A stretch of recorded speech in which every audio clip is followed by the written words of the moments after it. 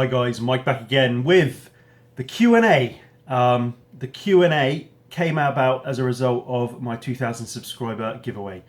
Recently hit 2,000 subscribers, and I'm really grateful to all of you that subscribe and that comment and that are involved in my channel. So as a kind of thank you, when you hit the milestones, it's always nice to have a giveaway, just to get people kind of involved in your channel and to give something back, I think. But there we go. Those of you that watched the previous video will know that the prizes are £50, and these aren't in any particular order. We're going to do a draw, and the first person out of the hat will be able to pick, the second person out of the pack will pick, etc, etc. So the prizes are £50 of hobby stuff. Like I say, we'll work that out depending on where you live, whether I buy you something or I just send you the cash, or I don't know, whatever. So we'll sort that out. Then there's the Gene Stealer Cult half of Death Watch Overkill, and Eldar Harlequin half of Death Mask box set. Then there's the 30th anniversary Space Marine, and the free mini that came with the first reissue of White Dwarf, which is the Slaughter Priest, which I didn't realise you could buy that miniature. It's 18 quid's worth of miniature. So yeah, I'm giving that away too. So there's 5 prizes. When we get to the draw, I'll explain that the way it's going to work is that one person could potentially win all 5 prizes. Highly unlikely, but you never know. So the way these videos are going to work is basically, I've got the questions, so forgive me for looking away. I've had 91 questions from 88 unique entrants. So we got 91 questions to get through, and I'm going to break them down. Basically, I'm not going to sit here and answer 91 questions, but we'll see how we get on. Some of the questions might just be yes or no answers. I've purposely tried not to look at the questions. I mean, you kind of see when I've been copying and pasting them to the spreadsheet just for ease of viewing. You do see some, but I mean, I've purposely tried not to look at the questions to pre-prepare answers or anything like that. So we're just going to keep going. I'll cap the videos at like 15-20 minutes. And I know some people, I quite like watching a Q&A while I'm doing something else. So 20-minute Q&A for me is quite a decent length, but I'll kind of cap them. And my last Q&A I did for the 1,000 subscriber giveaway, I think it ended up at 5 videos. Anyway, after I've done all the Q&As, after I've answered all the questions, the final video then will be the draw for the prizes. So, and I know you're all saying, just do the draw, get the prizes given out. We don't want to listen to you banging on. But, there we go. That's them's the breaks. So we're going to start with question number 1 of 91. And the first one is from Peter Higgins, who asks, congrats on the 2022 subs, correct at time of typing. My question is, how often would you like to play, and what is stopping you, if anything? I'd certainly... This has kind of been a bugbear, really, of me and the channel since it began, I suppose. How often would you like to play? I'd like to play more often than I do. What's stopping me, if anything? Knowledge of the game and opponents, which is probably the two... I suppose the 3 things you need to play the game is an army, know how to play it, someone to play against, and I'm missing 2/3 of those things. I mean, I've got an army, as you can see in the cabinets behind you. I've got army coming out of my ears. But yeah, I don't know how to play the game. I've read the rulebook. I've read the 40k rulebook in its current incarnation, and I couldn't even tell you what edition it is. Are we on 7th edition? I'm not even sure. I've read that rulebook cover to cover about a dozen times, and when I'm reading it, I kind of get it, but I need to play it to kind of consolidate the rules in my head. And because I don't do that, because I'm just reading words on a page, and there's so many of them, it's really difficult to remember. And I suppose I need just to kind of play. I've been down to Games Workshop a couple of times, not recently, mind, but I've been down to Games Workshop to have like a game, that starter game, and they try and flog you £100 worth of stuff. And they seem quite disappointed when I tell them I've got 20,000 plus points of Blood Angels at home, and I just never played. So, and I'm not really interested in buying anything. So, but yeah, I mean, I'd like to learn. I really would like to learn, but I think work gets in the way. You know, having to earn a living. Oh dear me, it really does get in the way.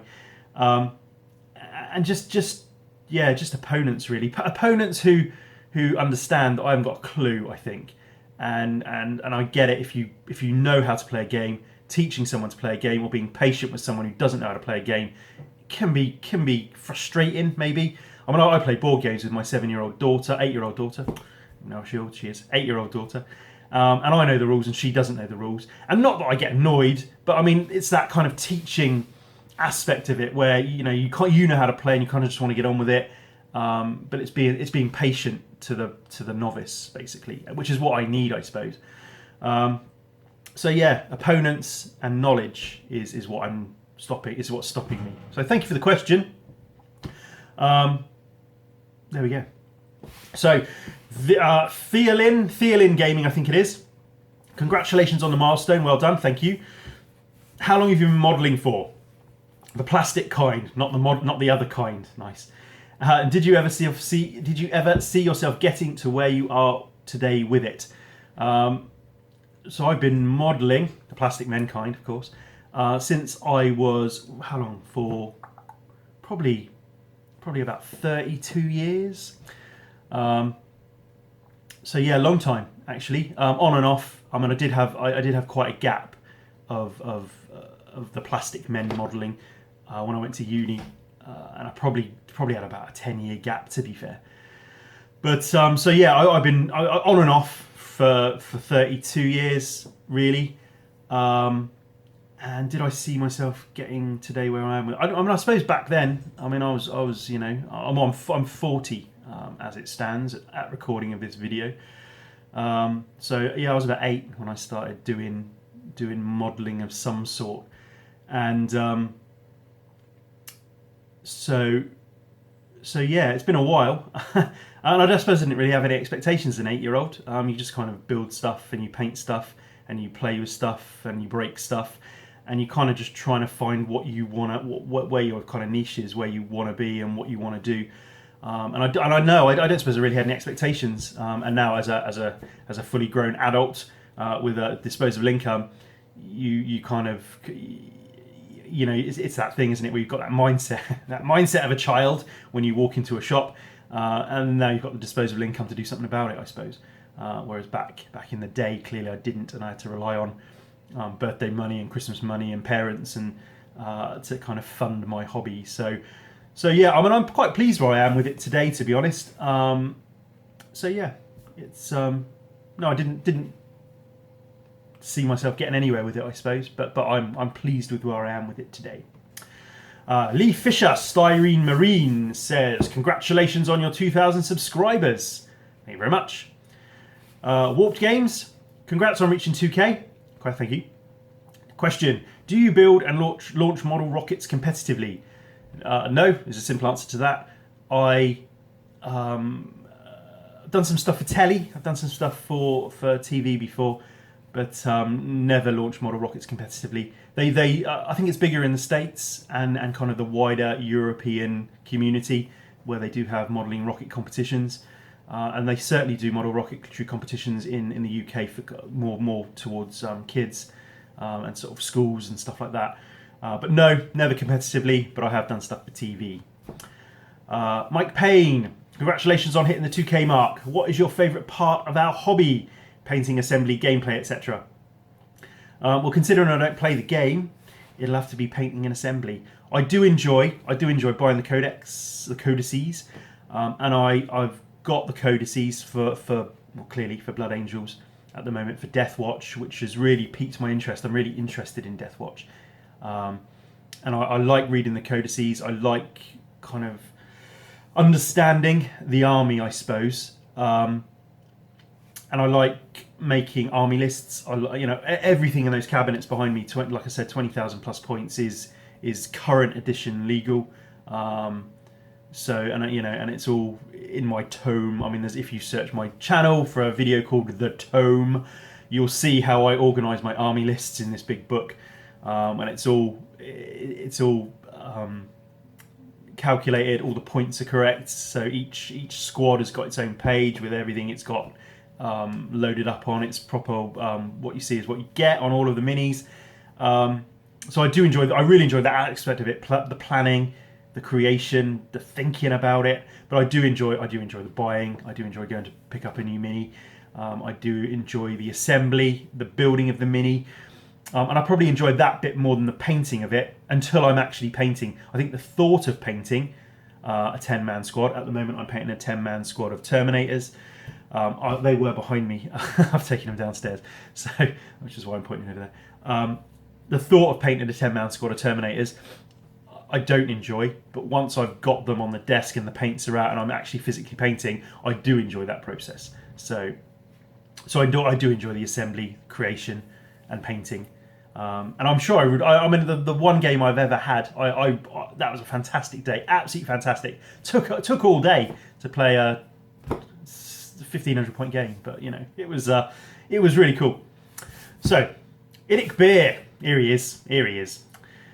Okay, oh Mike, you're too kind to organise 4 prizes, now 5, for me to win. Haha! Congrats once again, fellow, well deserved. Thank you. And if you go back to watch my last video, one of my last videos, which is called Idic Beer is a Legend, you'll kind of understand why we are doing this video today, and maybe not at a later date, if at all ever, in fairness. My question will be, having played a game of 40k at Warhammer Mania, have you found yourself wanting to play again, or are you still happy just collecting? Yeah, I do. I really do. But I mean, I think back to Peter Higgins' question. It's knowledge and an opponent, really. So yeah, I think once my daughter's old enough, we'll learn together if she's kind of into 40k maybe. But I mean, my wife's got no interest. My kind of wider social circle, people I actually see, no interest whatsoever. And I mean, I don't really even talk to them about it.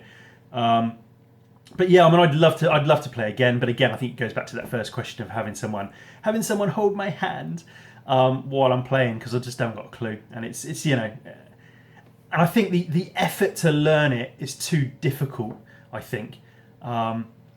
And yeah, I would like to play again. So, those of you that don't know, Warhammer Mania was an event held in 2015 by Martin McNeil, who owns War Games up in Southport, where a group of us met up at Warhammer World for the weekend. Well, it wasn't a weekend; it was a Monday, Tuesday, but for 2 days, and we just chilled out, got to know each other, played some games, had my walkthrough game, and I should give big thanks to Rob at Geeks 40k.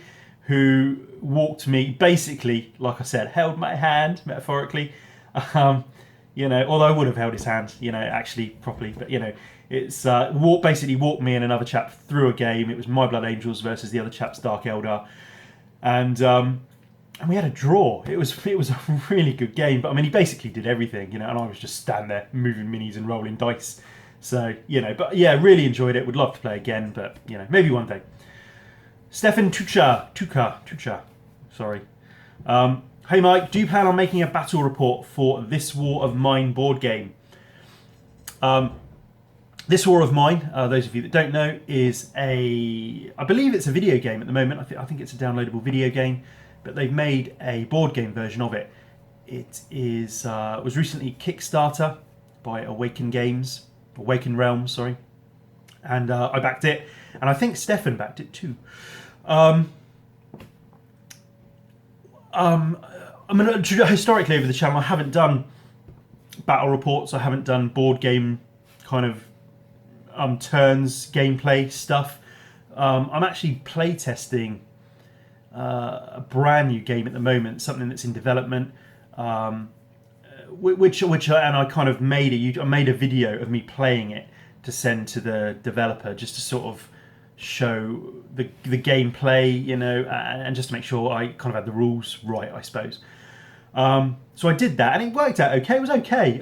First time I'd done it, there was a bit of camera dodginess where, you know, I'm talking about something but not pointing the camera at it. So, but yeah, I mean, it was okay. Lighting was a bit rubbish because I was doing it in the evening, but possibly actually. I mean, This War of Mine, those of you that don't know, is a game set in a modern day, but in a war-torn city, where you're basically you. I mean, you're Joe Public. It could be me, could be you.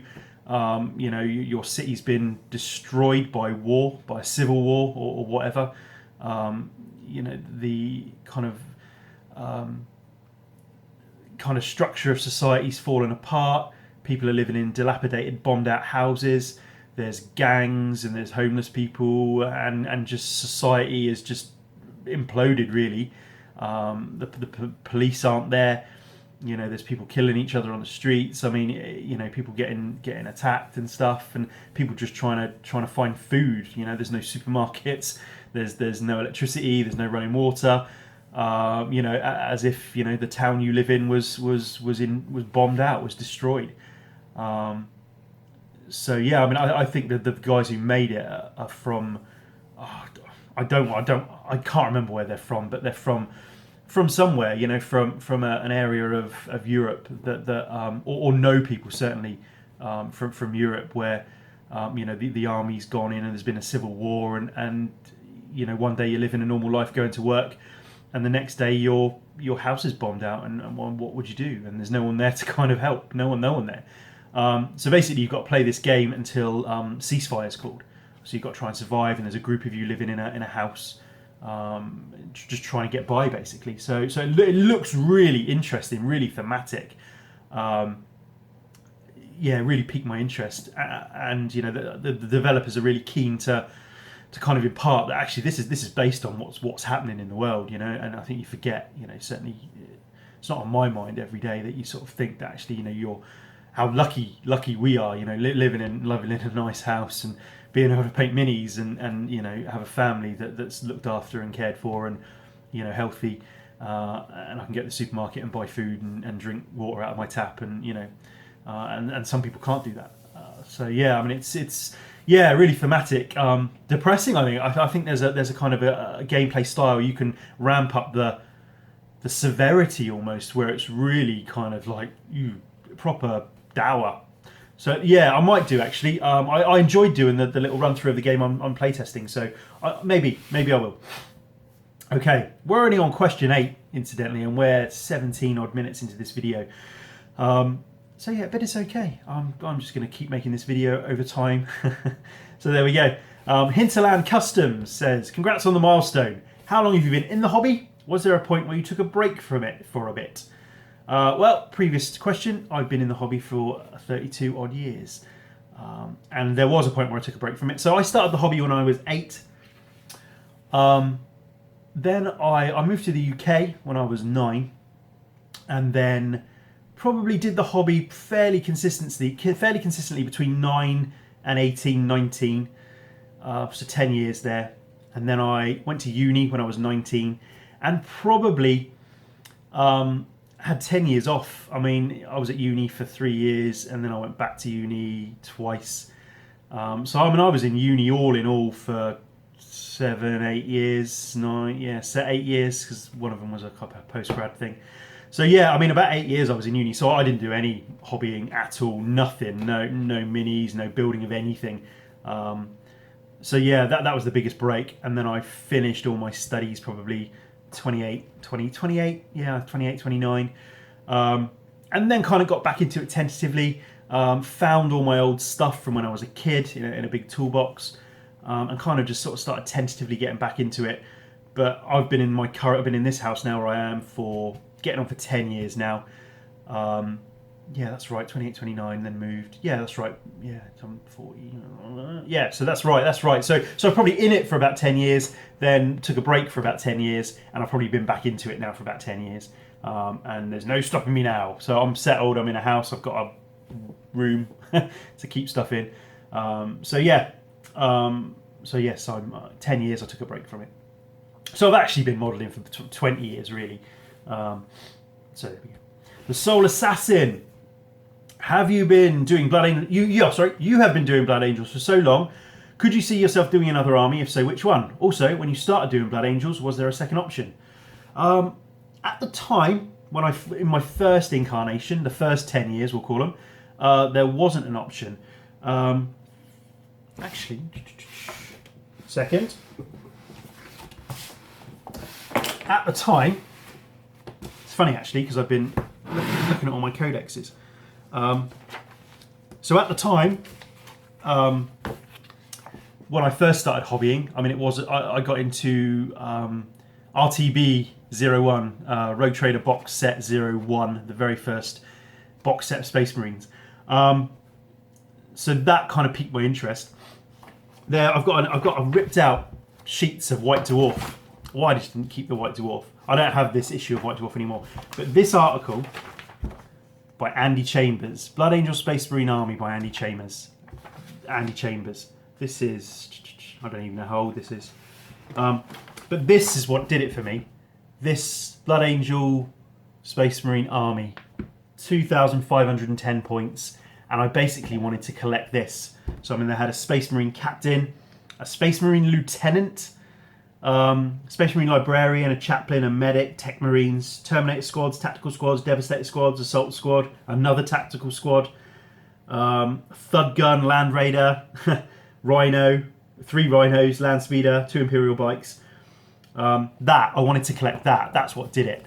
And this article just had the pictures of the Blood Angel Army and all the bits and all the fluff and how to do it. I mean, it was assembly and undercoating, base colour scheme, washes and highlights, bases, transfers, banners, tactical squads. Told you all about them. Back banners, campaign badges, Devastator squads, spoke about the heavy weapons and the different helmets. Terminator squad. It's Captain Tycho there. And it had like things on the back that you could, I think we traced them at the time. So this is copyright 91 actually. So I would have been 14 at the time. So yeah, it's having kind of been into it, the kind of sort of Space Marine thing, and RTB 01 was in a hobby shop when I was younger. Picked that up, and then it was this article got me into Blood Angels basically. Well, it was, there we go, 91, back in the day where you could subscribe to White Dwarf for £20 for UK residents and $35 for US residents. And you had to, and if you lived anywhere else, it cost you £40. And you had to write or phone the UK. Write or phone to the UK to subscribe. Wow. We keep you up to date on developments of Warhammer Fantasy Battle, Warhammer 40,000, Warhammer Fantasy Roleplay, Blood Bowl, Mighty Empire, Space Marine, Space Hulk, Advanced Space Crusade, and Advanced Hero Quest. God, those were the days. Those were the days. And those days are coming back, actually. I've forgotten the question. So when I started doing Blood Angels, there wasn't a second option because this was the holy grail of Blood Angels. And this was my kind of Bible for years and years and years. Until this came out. This was my first Blood Angel Codex. Supplemental. I mean, we've got our own Codex now. And again, just the images in this and that image, again, did it for me. Thunderhawk sitting on the landing pad there. And just that army, I was like, yeah, that's me. That's for me. So yeah, it's at the time, there wasn't a second option. When I got back into it, when I had the 10-year break, and then got back into it, I did kind of consider getting into. I was going to do Dark Angels because I think at the time the Dark Angels Codex was more complete. I can't remember. I think it was. So I did half think about Dark Angels, but no. I felt honor bound, really. I felt I've got to go back to Blood Angels. I've got to carry on with them, and that's what I've done, and that's what I'm doing. I mean, could I see myself doing another army? At the moment, I mean, I haven't got enough space. I mean, I try and consolidate my hobby life and try and keep it kind of organised as best as possible. And I find I've just been through a stage where I kind of get overwhelmed and think I've got too much stuff, and I need to consolidate and sell stuff, which I've done recently, I suppose. So I haven't got enough space to collect another 20,000 plus points of whatever it might be. But Death Watch has really piqued my interest, and the models are fantastic. I mean, I used to be the guy, you know, new shiny came out and I was all over it, and I think that was my problem. Never ended up painting stuff, and it was just stuff sitting on shelves in sealed boxes. But the Death Watch stuff has really piqued my interest. I'm really interested in it. So yes, I think I would like. I'm going to do a Death Watch army, but because it's specific kill teams. I can keep it quite concise, and I can have like 2,500 points of Death Watch, and that will stay in the cabinet, you know. So yeah, there we go. Right, we're in 25 minutes in. We're going to call this a video. So that's it for this one. We are 9 questions in of 91, so this might be quite a long series of Q&As, but there we go. What are you going to do? And the draw will be at the very end, as I said. So thank you for watching. Thank you for entering. And I'll catch you on the next Q&A. Cheers, guys.